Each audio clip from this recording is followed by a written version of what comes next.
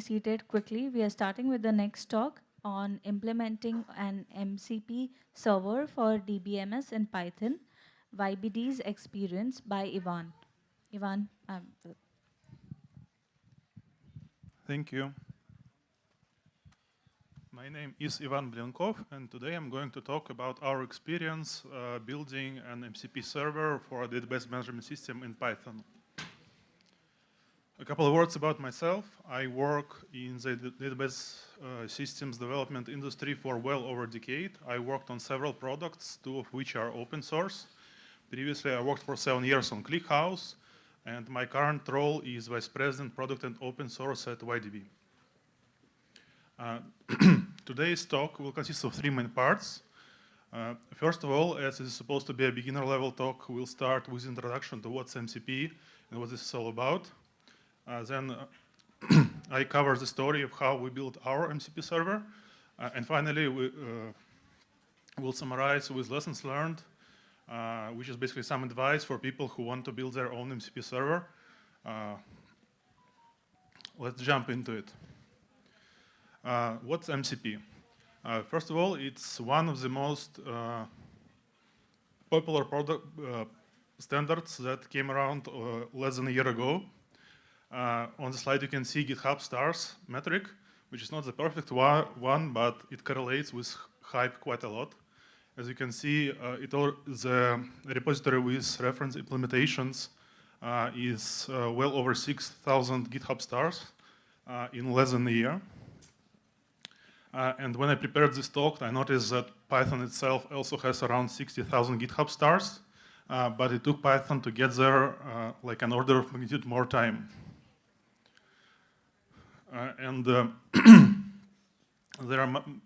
This is not the only talk about MCP even today. You have already probably seen some of these, but I still want to cover various ways how you can explain what's MCP. First of all, it's a standard that allows large language models to interact with external world to get real data from elsewhere in real time. The second way to look at it is it's a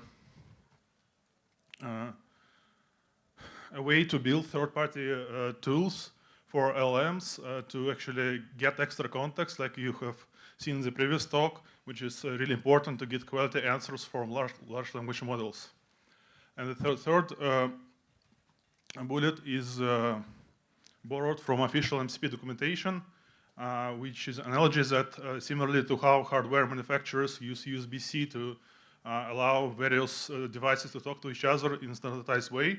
Similarly, MCP allows various applications in ecosystem to plug into one another without knowing whom you'll be interacting with.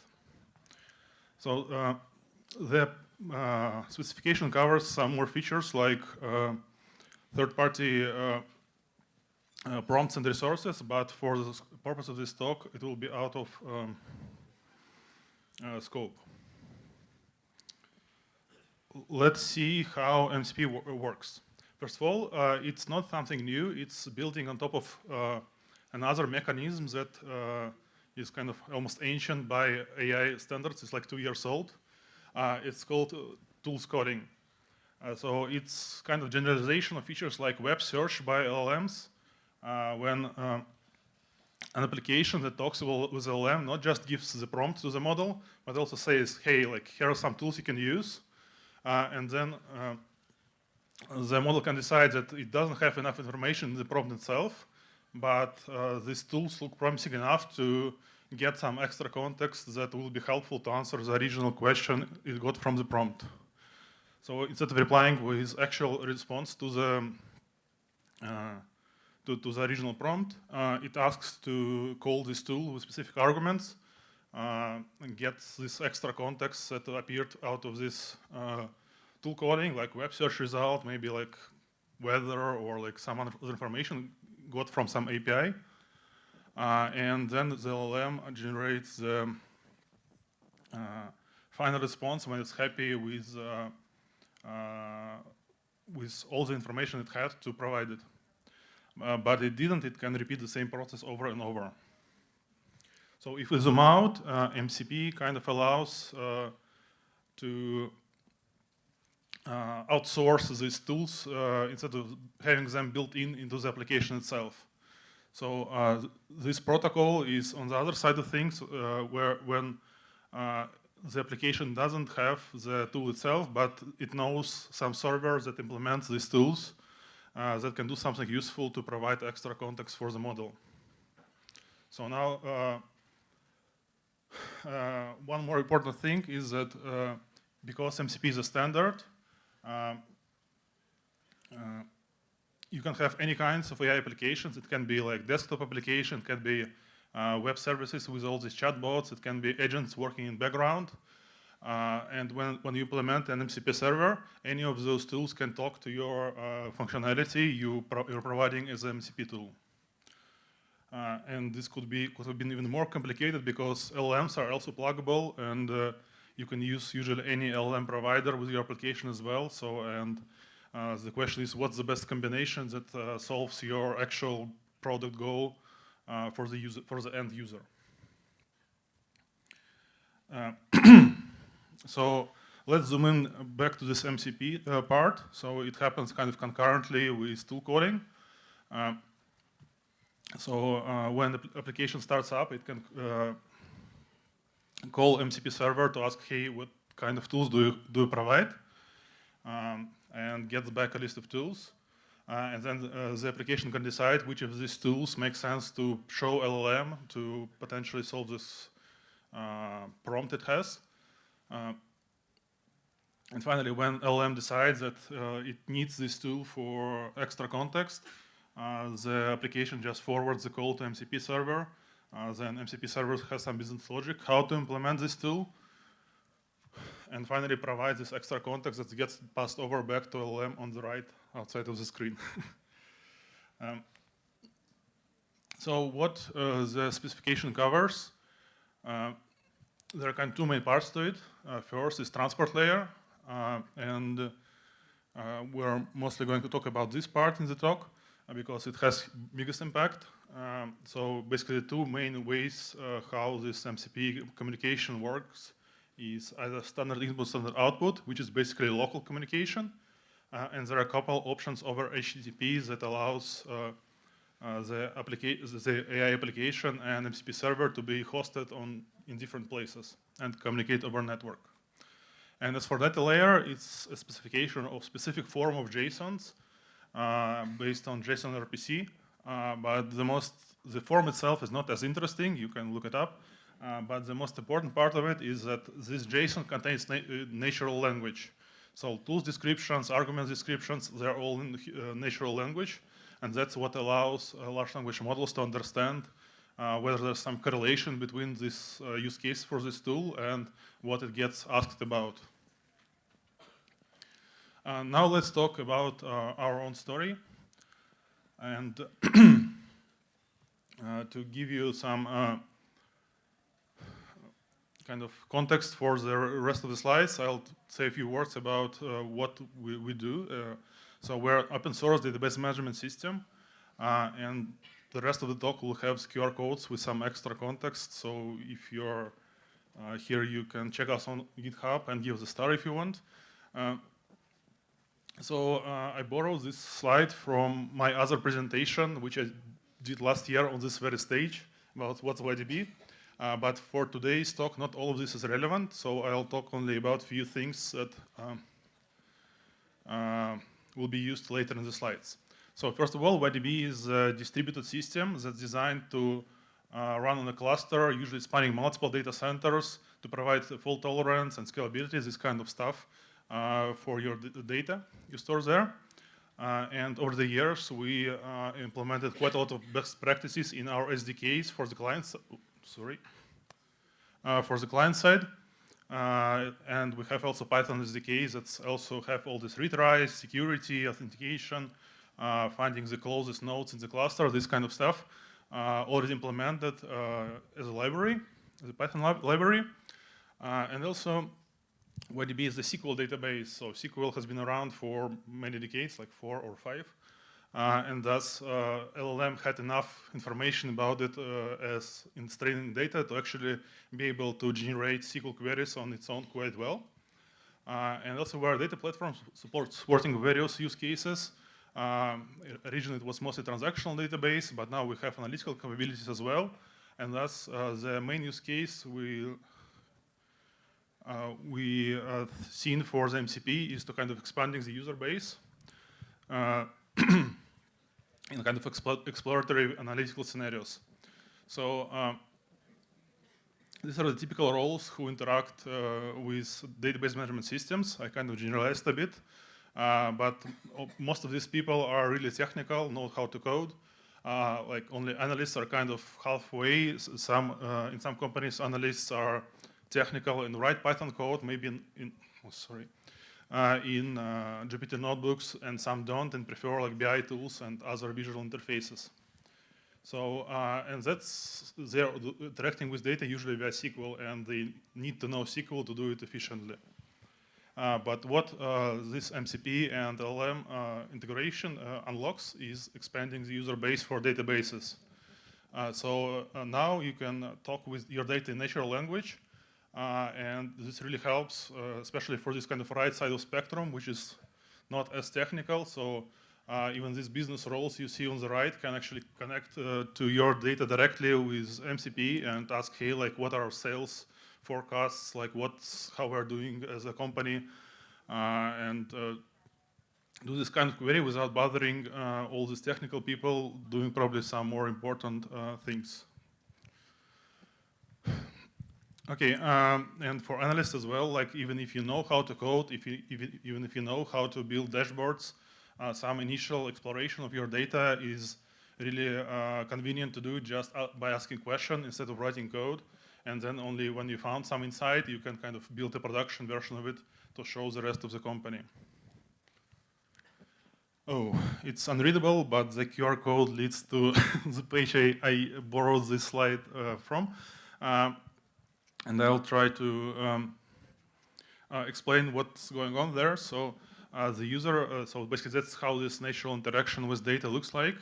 So the user asked, what's the cheapest taxi ride?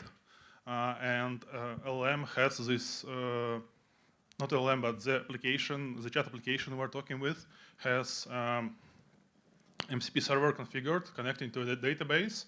And it understood that likely this question related to data. And it tries to write a SQL query to this database blindly first. So it's like few generations of model before, so it's from early this year. So it didn't write the query correctly at first. Then it understood that it doesn't really know what kind of tables are there and what actually it was doing. And without any human interaction, it went back to the database and found the proper table, proper what columns are in these tables, and finally wrote a correct SQL query. You can maybe see here. And finally, once it got the result, it also seen issues in the data. So for some error in this data set, they had negative prices for the rides, for taxi rides, and decided to filter out these negative values because cheapest ride can be negative. It's probably some error. And finally provided some extra context for this cheapest ride in the human readable form, how much it costed, how many passengers, stuff like this. So that's what we wanted to build with this. That was our use case for the MCP, main use case for the MCP server. So now let's take a look what happens behind the scenes when you do something like this. So you get the prompt from the user. And then say the LLM, hey, like you can use these tools provided by the MCP server to answer this question. And then as part of request to call the tool, LLM generates SQL query, and this SQL query goes all this route back to the database management system, which executes it, provides real data from real data sets in real time. And the extra context goes back all the way, and all these kind of loops of fixing errors and trying again, it all happens kind of in the background until the LLM is happy with the answer it provides. So this kind of logical side of things. Now let's look a little bit deeper on the technical side of things. So one of the most important aspects here is what you use for the MCP transport. So there, as I mentioned earlier, there are two main approaches to use standard input, standard output, or HTTP. So on this slide, we're looking at HTTP option. And in this case, this right side is kind of client side. Well, technically LLM could be API call also elsewhere, but if you're using local LLM, it will look like this. And then like this connection over between application and MCP server will be network HTTP calls with these JSONs back and forth. But in our case, it wasn't looking good enough because we could, this kind of capabilities, how application can talk with the server is kind of controlled by the application developers, not MCP server developers. And it doesn't have access to anything happening locally. So if you want to use some advanced authentication methods, for example, like in the cloud, you can use virtual machine metadata service to get credentials, or maybe you want to use a local file for some token, stuff like this. So it's all unavailable if you don't have any MCP server code collocated with the application. And the same goes for this kind of advanced capabilities you might have in your SDKs. So all this kind of load balancing, read writes, all this logic. Applications usually do only very simple HTTP requests, but if you have some complex, thick clients, this approach usually doesn't make sense. But if you already have HTTP endpoints, usually the easiest way to implement this is to just expose one more endpoint from your application without doing a separate MCP server. And if you follow the standard from your main application that kind of provides HTTP responses according to the specification, you can just hook up any AI application to talk directly with your product. Also works. But in our case, it wasn't. It doesn't seem the right choice, and we ended up doing another approach. In this case, it starts getting a little confusing because even though MCP server is called server, it's actually now being hosted on the client side, on the desktop, if it's desktop, or kind of client to your database. But it still has to be called server because from the protocol's perspective, it's still a server talking via standard input or standard output. So in this way, you kind of get all these advantages of reusing your like Python libraries that can do some complex logic right on the same machine that is running the application. It could be a desktop, as I said, like, or doing something in background. So kind of get this kind of separation of on the different point, and we ended up going with this way because we wanted to use our SDKs. So now let's talk about how kind of Python helps here. So first of all, when you build a system like this, like the MCP server is hardly ever a bottleneck. So even though LLMs get faster and faster each year, it's still nowhere close to being noticeable compared to all this overhead of passing JSONs around either over any of these protocols. So given our main application is C++, it doesn't make sense to like invest into building these kind of proxies as high performance applications.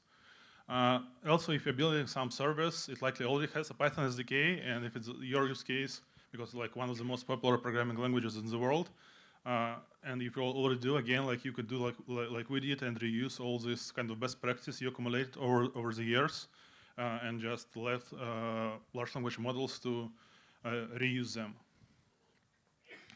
And finally, I want to talk a bit about ecosystem.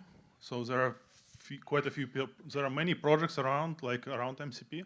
I wanted to highlight a few. First of all, the official SDK is really straightforward, and it's also over QR code. One more important thing is kind of installations of these servers.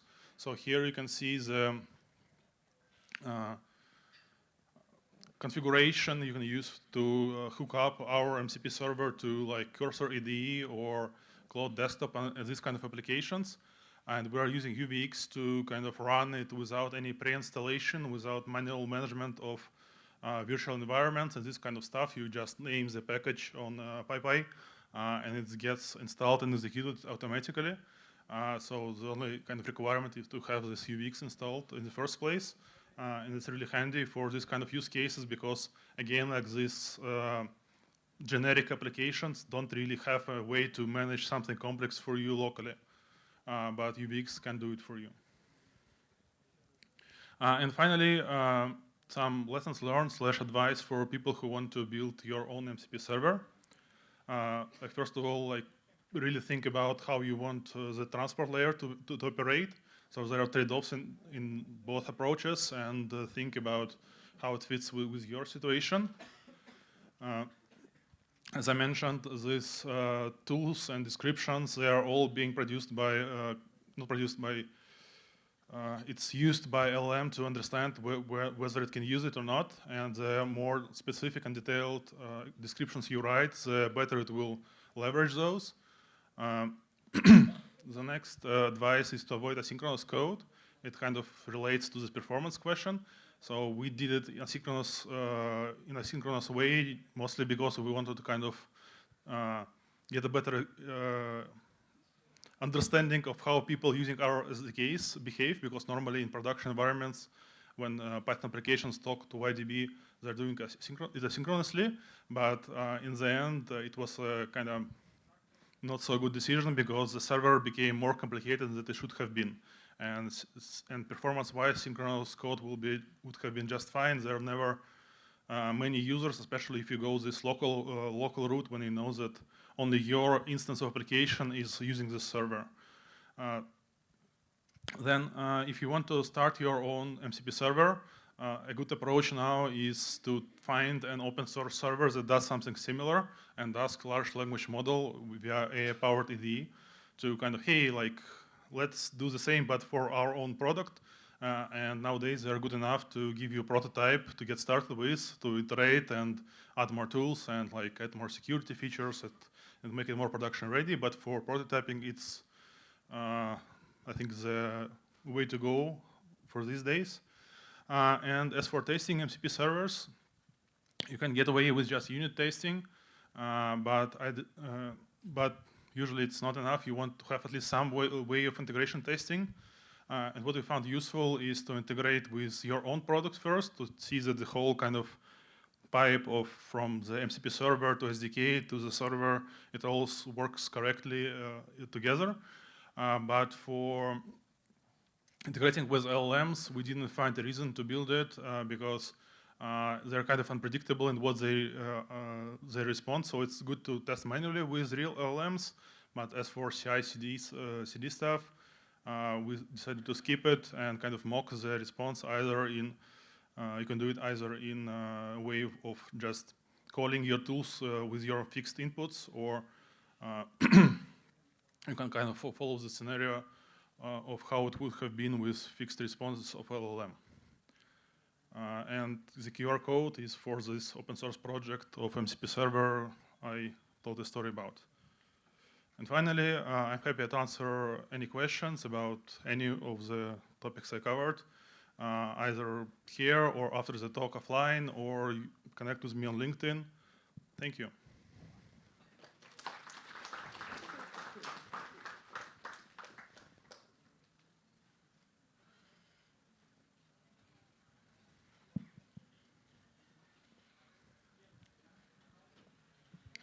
So, hello.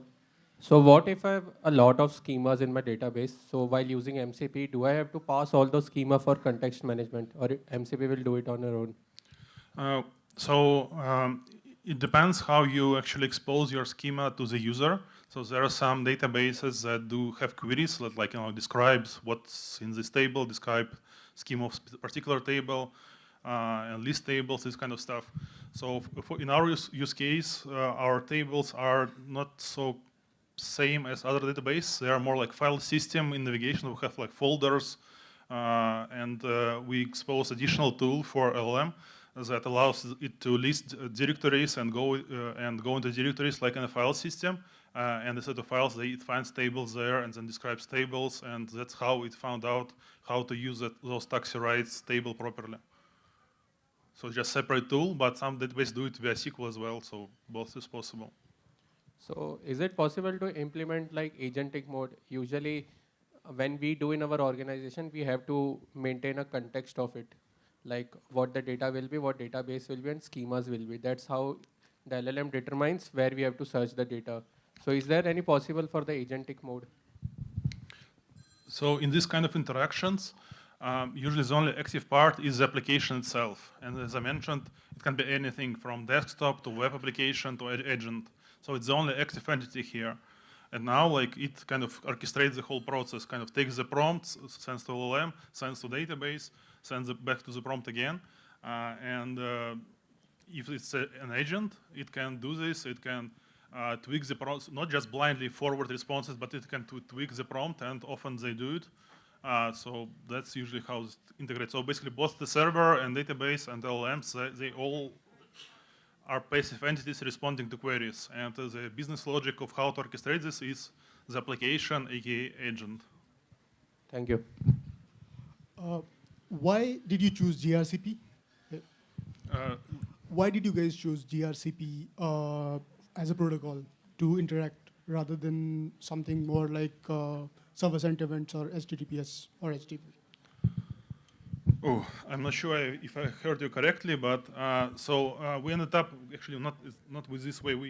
We're doing this. So, but actually here it's gRPC, which is also over HTTP. So it's different because it's streaming. But why we chose gRPC here is, this technology was originally developed as part of a big group of companies, which had gRPC as default API for cross-service communication. And that's why what we get started with. But then we're providing other APIs as well. So we have like Postgres compatibility mode. We also have streaming similar to Apache Kafka with Kafka protocol as well. So actually we're exposing multiple endpoints from this server. But for at least this purpose, we ended up using SDK, which talks over gRPC with these APIs. Have you seen any security and performance benefits because of using gRPC here? It kind of standardized how it's done, again, like company-wide. So if you're doing this everywhere, it's kind of best practices get shared between services. And so we are using this quite a lot on large scale. So it's database for like petabytes of data, transactions, security, personal financial data. So yeah, we are doing the best we can in these aspects. Thank you. Yeah, one question. As you mentioned that... I don't see. Yeah. Oh. As you mentioned that asynchronous code should be avoided here. So what is the reason? So the reason for this is the fact that in this approach with standard input, standard output, you're kind of guaranteed that there's only one application talking with the MCP server, and most of them do it like when you have one chat. Usually you have one kind of tool calling happening in one concurrently. And that's why it's no extra benefit in having some asynchronous code you'd use if you expose this to large audience from some server. So now it's, even though it's called MCP server, it's actually more like a kind of client to whatever we're interacting with. So it's like I have 5 or 6 different agents, and and we have some kind of 8 or 10 tools is there in MCP. Mm-hmm. Still that approach will be not good, asynchronous one? It depends. So like if you are kind of aiming for some large scale use case, and if you know that your main agent will be using this kind of concurrently, even in this local mode, then it might make sense. But again, like usually these apps at least with apps we're aiming for, they're like desktop apps, like like Cloud Desktop or Cursor IDE, and they don't do it. So like, yeah, maybe I was kind of assuming what kind of the client people are using, but maybe indeed there are some that are more actively using MCP than others. Okay, yep, got it. Thank you. Thank you. Hi. I sort of want to take you out from the technical side to just more of a use case kind of a question. Okay.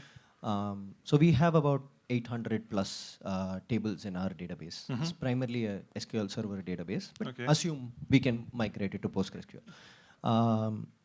And I want to enable our customers to sort of do this natural language querying. Okay. One thing that I'm struggling with is, how do I bring in determinism here, right? So when you work purely with SQL, you can be deterministic about your answers, which is to say that what was my sales last quarter has an answer, right? But then now when you bring in an LLM into the question, then you're dealing with this league of it being able to figure things out and then sort of generate that query for you, say via the MCP server and all that stuff. So how do you think about like bringing determinism to a space that's still largely non-deterministic because of hallucinations or whatever it might be? So have you thought about this? Do you have any inputs? So for our use case, we kind of rely on the fact that most of these tools actually show you the queries and the answers. And you can, yes, you can read the human readable summary of what it kind of says you, but you can always see that here was the query, here was the answer, and you can see maybe that, I don't know, like it doesn't match, or maybe you can see the, like the wrong queries that filtered out something that you didn't want to filter out. It kind of still will require you some technical expertise to do it. On the other hand, usually if you ask LLM to double check itself, it actually goes and kind of explain why this query does this and kind of what to expect from it. So it's not perfect and not 100%. Some of it might be mitigated on the application side because like you can tweak temperature and other parameters of LLM tools to kind of minimize. It's a hard stop. Okay, so like, yeah, you can find me offline or like there was my LinkedIn if someone missed. Thank you. Sorry to